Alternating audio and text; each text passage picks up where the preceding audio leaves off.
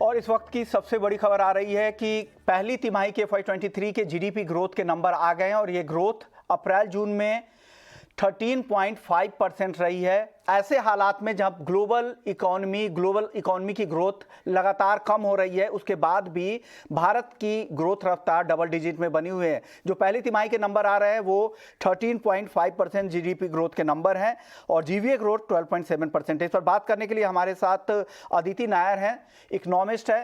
स्वागत है मैम आपका ईटी नाउ स्वदेश पर। इस नंबर पर पहला रिएक्शन आपका क्या होगा? हालांकि अनुमान से थोड़े कम जरूर है, लेकिन जिस तरह के ग्लोबल हालात है, ऐसे में ये नंबर को आप किस तरह से देख रही हैं? Thank you.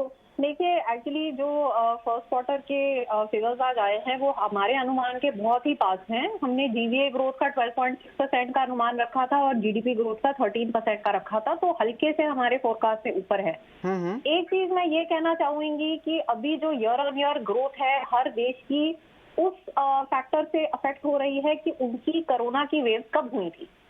अब हमारी जो सेकेंड वेव थी कोविड-19 की, वो पिछले साल के फर्स्ट क्वार्टर में थी। और इस वजह से जो बेस है वो बहुत लो था इस क्वार्टर के लिए और डबल डिजिट ग्रोथ तो एक्सपेक्ट करी ही जा रही थी। अगर आप डिसएग्रीगेटेड डेटा देखें तो जैसे कि सारे सर्विसेज सेक्टर्स में बहुत हाई ग्रोथ हुई है, क्योंकि वहां पे सबसे ज्यादा पेंडेमिक से इफेक्ट आया था। और overall between the revival in the contact intensive sectors and the low base, double digit growth तो एक्सपेक्टेड ही थी। जो फिगर आज आए हैं वो ब्रॉडली हमारे एक्सपेक्टेशन के मुताबिक ही आए हैं। ओके अदिति, आप अब दूसरा सवाल मेरा ये होगा, जिस तरह से ग्लोबल माहौल बने हुए हैं, एक तो क्रूड की कीमतें, एनर्जी कॉस्ट जिस तरह से पूरी दुनिया में है, ऊपर से यूरोप को लेकर चिंता है, महंगाई वहां पर डबल डिजिट के आसपास है। ऐसे में इस तरह की ग्रोथ क्या आपको टिक रही है? हालांकि 7% के ऊपर की ग्रोथ पूरे साल के लिए आरबीआई का भी अनुमान है। अब आगे आपको किस तरह से ट्रेंड मिलेंगे, या भारत वहां से डी कपल है, एंटी कपल है? भारत की ग्रोथ स्टोरी बिल्कुल अलग है। पेंटेड डिमांड की जो वापस लौट रही है, उसका फायदा यहां पर आने वाले समय में, आने वाले तिमाहियों में भी दिखेगा। आपको क्या कहना है इस पर? देखिए, मेरा भी फोरकास्ट अभी के लिए तो 7.2% ही है पूरे साल का, लेकिन दो फैक्टर्स हैं जो हमें थोड़े पॉजिटिव लग रहे हैं।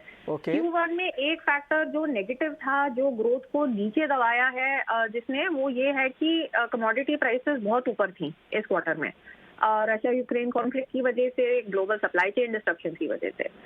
उससे मार्जिन पे काफी नेगेटिव इम्पैक्ट आया। अब जो हम देख रहे हैं, जो कमोडिटी प्राइसेस हैं, उनमें थोड़ी बहुत करेक्शन 9-10% के आसपास एज अ होल आई है पिछले 2-2.5 महीने में। तो उसका आगे जाके थोड़ा सा मार्जिन और डिमांड दोनों पे पॉजिटिव इम्पैक्ट आना चाहिए। तो एक ये फैक्टर है जिसकी वजह से हम सेकेंड हाफ के लिए काफी relatively I would say constructive है। Because of the base effect, growth आगे वाले क्वार्टर्स में इस 13.5% से काफी नीचे गिरेगी। लेकिन हमें माइंड में ये रखना बहुत जरूरी है कि 13.5% एक बहुत ही कंस्ट्रेंड बेस पे है।